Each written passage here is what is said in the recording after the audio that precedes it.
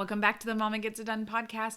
This week we are talking about my own schedule. I'm going to take you step by step through my schedule as a busy mom who works from home with a business.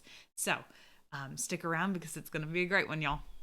Are you ready to be more productive in your home and say goodbye to the dreaded mom guilt associated with a messy house and chaotic days? Hey, my name's Rachel, and the Mama Gets It Done podcast is for the everyday mom. Yes, even those hot mess moms who just need a little grace and a few tips for getting more done in your day.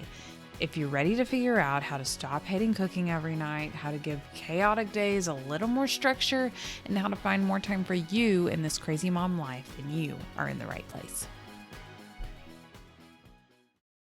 Hello, mama friends. Okay, I am so excited to be back here with you all today, and we're going to be talking all about and taking you step by step through my daily schedule as a busy business mama who works from home. You know, fun stuff. So I have got my planner here in front of me. For you guys, you can see on the YouTube version here, I just held it up and I have got like a framework day written out so I can take you guys step by step through my kind of formulated day. This has gone through like testing for me. I am all about analytics and productivity and trying to get, more done in the very little time that we have. So I have kind of tweaked this until I found stuff that works for me. And there are still sections in here, and I will tell you about them, where I do not know what works best, but we are trying things and we are still trying to make it better. So let's jump right into it, I guess. And I hope that you guys can take away some of these things and try to apply the strategies and stuff that I talk about into your own schedules. But please do not try and just like copy print my schedule and make it work for your day, because I honestly do not believe that that would work for anyone. I think that everyone has their own unique set of things that they need to do in a day and how you need to formulate it that's best for you and your family. So creating your own schedule is going to serve you so much better. I help you do this in the Busy Mom Block method. And if you are a business mama, I have a whole challenge around this for your specific set of needs. We'll talk more about that soon. For now, I'm going to give you this, and you guys can start to see where you all can help and improve your own schedules throughout the day. All right, we're going to jump right into it. All right, so I personally follow a block schedule method. And if you don't know what a block schedule is, I'll give you a really quick rundown. Basically, my day is sectioned out into 2 to 3 sometimes different hour schedules or time blocks, where I have like 6:30 to 8:30 is one, 8 to 12, 12 to 3:30, 3:30 to 5:30, 5:30 to 7:30, and 7:30 to 11. These time blocks each have tasks in them and things I need to get done. And once I get to the end of that time block, if I haven't gotten something done, I either make a decision right then, I'm going to get it done in another time block and move it down, or I'm going to forget about it and move it to the next day and it'll be okay. I find that working in these smaller time blocks and not looking at my day as a whole is super helpful, because that way, if I miss something, it doesn't throw off my whole day. And it's really a flexible way to go about planning, especially as a busy mom. Nothing has a specific time that this is happening, other than those things that are like must do's in your day, like taking the kids to school and waking up and stuff like that. So, my first time block. Let's talk about it. My first time block is when we're waking up and getting ready for our day. I usually wake up around 6:30 in the morning. My kids have to be out the door at 7. Yes, you heard that right. They need to be out the door and going at 7. We give ourselves a half an hour in the morning because we all very much like our sleep. We are sleeping people. So, things that we do to make sure that that actually happens, we do several things like at night before to make sure we can have a smooth morning. My daughter always has, or should always have, her clothes picked out beforehand. We've kind of identified, like, I know what I'm going to make her for lunch the next day. I really should be prepping lunches every week. That would make this even easier, but I haven't been that on it yet. But so we wake up at 6:30. And in a half an hour, there's a lot of things that happen. So my kids get ready, and my daughter is pretty much independent. She can get ready on her own. My husband gets my son ready. So my daughter's getting herself ready. And as long as she's on the right track, I check in on her. And as long as she's on the right track, I go downstairs and I make her lunch. And then I immediately start doing dishes. My kids usually come downstairs. I get them some breakfast. And I'm doing dishes as they're eating breakfast. And we kind of, talk about what we're going to do, make sure their backpacks are together, and all the little stuff that goes on in the morning. Um, and then once they're ready, they're either eating their breakfast right before they walk out the door, or they are actually eating breakfast in the car, because we have a 20-minute drive to school, 15 to 20-minute. So there's plenty of time for them to eat in the car. Yes, it makes my car messy, but we get an extra 10 minutes of sleep and we value that. So that works for us. So once they're ready and they're off to school at 7, by 7, then I'm finishing up my dishes. I make myself breakfast, and then I get myself ready. So I am a big fan of, even though I work from home, I do not like to stay in my pajamas and do whatever, because I personally find that my mental health suffers that way. I do not do well if I don't get ready. So I usually go upstairs. I'll go change into decent clothes. I still wear leggings, y'all. I go change into like somewhat nice clothes that I feel like I can work in. I do my makeup. And then if I haven't, I usually have already had breakfast, because I'll do that right after I'm done with the dishes. And then I'll do a little bit of me time. So this, for me, usually is my garden. It is getting too cold to garden right now, though. So I'm going to have to figure out something else. And this is an issue that I came upon, this past winter, and I didn't do well with it. So, we'll see. We'll see what happens here. I don't want to read. My brain's not ready for that at that point in the morning. So we'll see. That reading for me comes later in the day. So see how it goes. Think about me, y'all. So you can see this isn't perfect, but the general skeleton of my day works really well for us. We just need to tweak and find things as our life changes and as things fluctuate. Finding the new things that work is important. So don't rest on it and get lazy about it. Well, I don't even want to say lazy. So don't just wait for things to start working if they're not working. Make changes, tweak it. It's okay. Try new things. It doesn't have to work the way you want it to work. We just have to find the most productive way, or just the way that works the best for your family. Okay. So my next time block is the 8 to 12 time block. And for me, this is when I do all my work. I do all my work in 4 hours a day usually. I try to take Fridays off to address more home stuff, but that doesn't always happen, because if you're a business owner like me, you always feel like you have to do things, and stopping one day is very hard. So usually I kick this off with, I'm checking my email, any messages I have and stuff like that, and responding to those. And then I jump into a batch task. So I batch all my tasks for my business. So how that's done is I group together tasks, and then I execute them all at the same time. So today I'm actually going to film 4 podcasts and probably batch a bunch of TikToks. And that's what I'm working on today. Another day for batching, I'll be editing all my podcasts, and I'll be putting together all the show notes and uploading the edits and stuff like that. There is always some kind of list that I'm working off of. Now I obviously have days when I'm working on a product. So I have to work on my freezer meal guides. I will test recipes.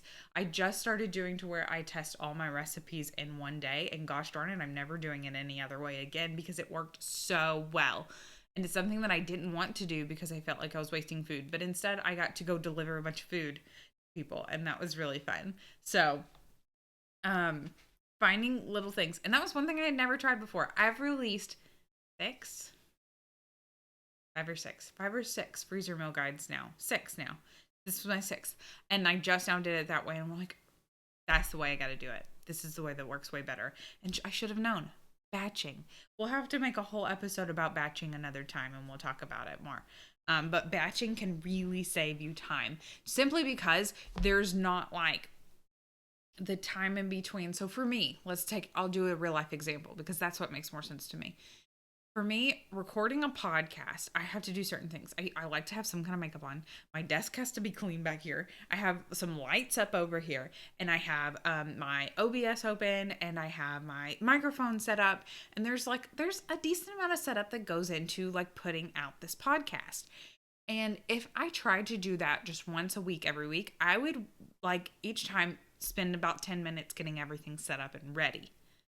Whereas if I do four at one time, I only have one time I have to set up, and then I boom, boom, boom, boom, boom, get it done.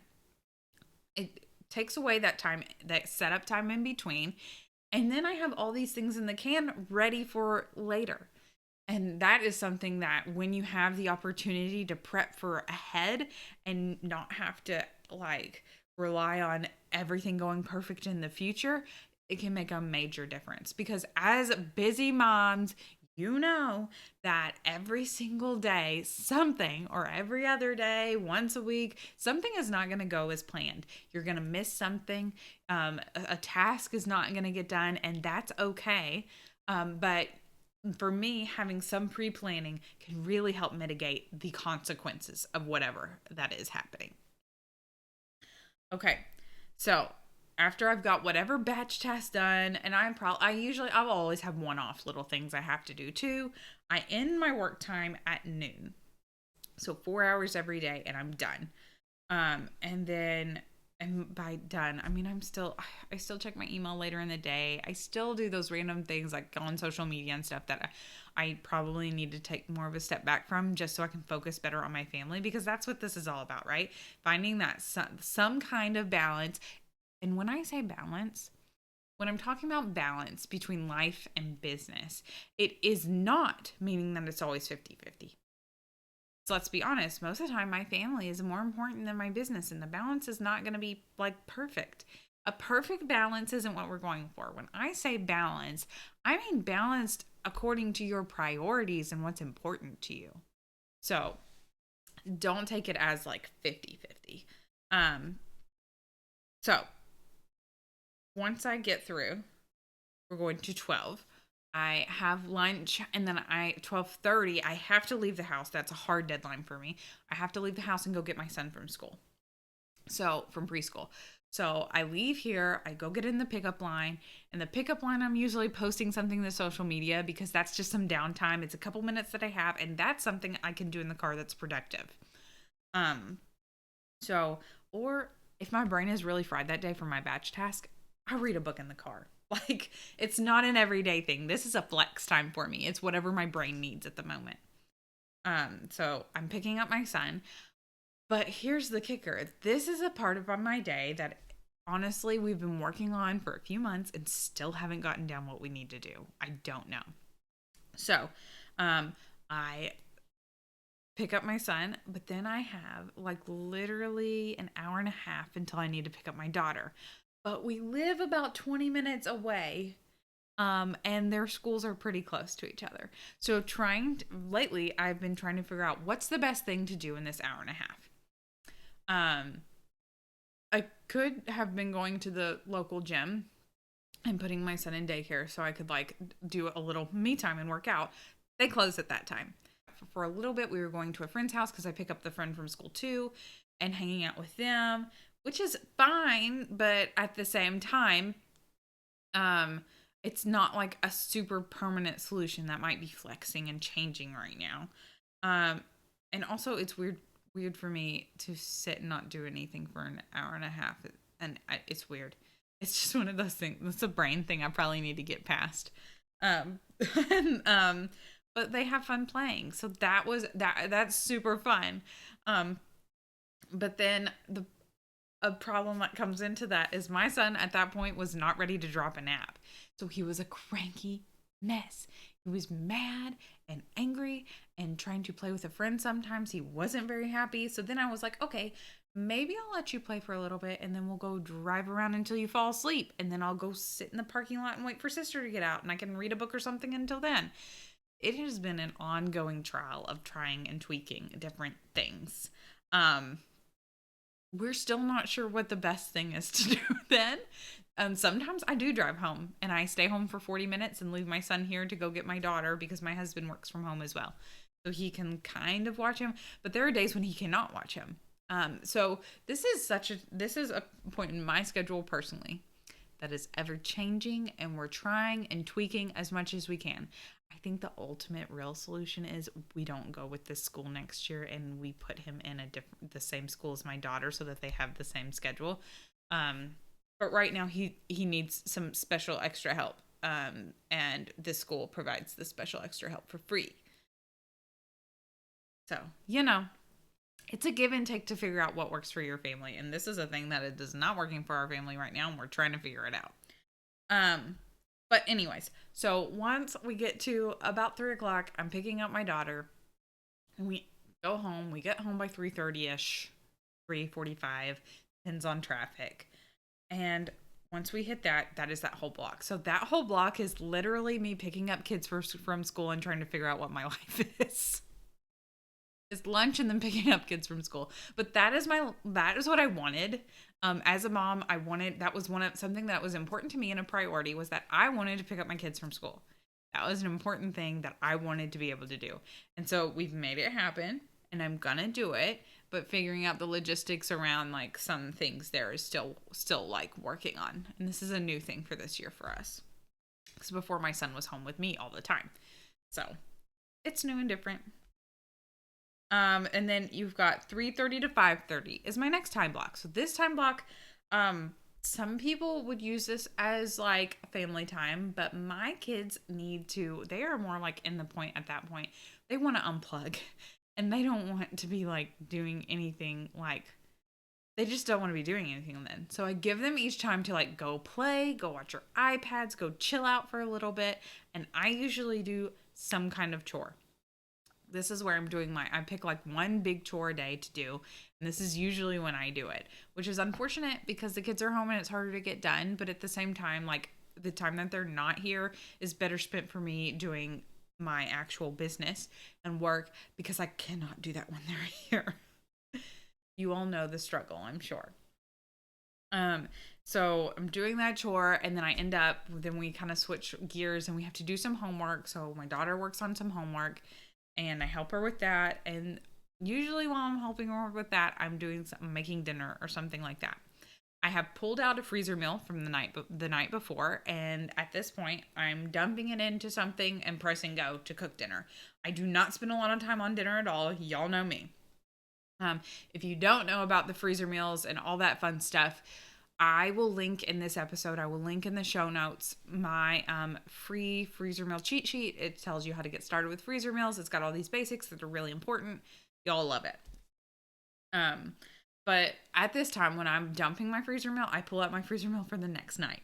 So that gets pulled out and left.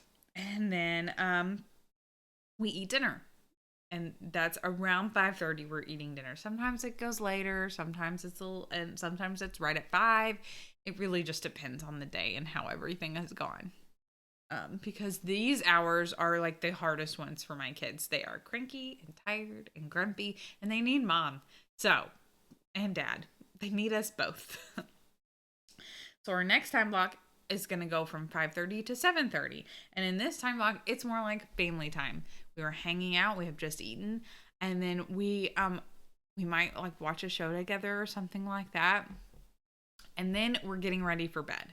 So this getting ready for bedtime includes also some prep for the next day. So my daughter picks out her clothes from the next day. That is super important for us because she is so indecisive and grumpy in the mornings. So if she will pick it out the night before, everything moves so much smoother. So she picks out her clothes, and then we do the whole getting ready for bed routine. So you've got sometimes some nights we do bath nights and some nights we don't. Depends on how how dirty they are, and if they've had a bath the night before. And then we always do like books or read to me's. Read to me's are, if you don't have, the Epic reading app is amazing. My daughter loves it. It reads to her at night, and she much prefers to pick a random book on there and gets it to read to her. but they do their bed. We all do our bedtime routine, and the kids get in bed by 7:30, or 7 is a deal, and then by 7:30 they're usually asleep. This might sound crazy to some of you people who don't have like strict bedtimes, but for me and my husband, a strict bedtime for my kids is so important. This helps us have time for us, and actually makes me feel like a functioning human in the morning, because I am able to like unplug for a little bit myself and chill and not worry about work or kids for just a little bit. So once they're asleep, it's usually by around 7:30. So in between from 7 to 8 or so, I try up until 8 o'clock. I try to do house stuff just to like get me going for the next day. So I might be finishing up some dishes. I might be picking up and finishing I might be picking up and finishing the chore that I didn't finish earlier if I didn't finish it. Something like that. Or if I'm doing laundry and there's laundry that needs to be folded, I'll go ahead and start my me time is usually at night anyways, is usually sitting in my bed, either reading a book or watching the TV show that I've queued up next, or playing a game on my iPad. Like super simple. But if I need to fold laundry, I'll go ahead and just start that and like watch a show that I like and fold my laundry. But there is a pretty solid for me clock out time if I'm doing stuff around the house and not doing something that's combined. 8 o'clock, I clock out. So like that's when I am done. I'm not checking my that's a hard rule for me anyways, is I don't want to check my email anymore. I don't want to do any more housework unless it's little like folding laundry. Just things like that. Stop. That is when I switch over to me time. And that is a hard stop for me, even if my house is a mess, even if there's a million more things to do. Because if you are not, and if I am not spending time on me and letting me like do things that serve me and fill me back up, then I feel like crap the next day.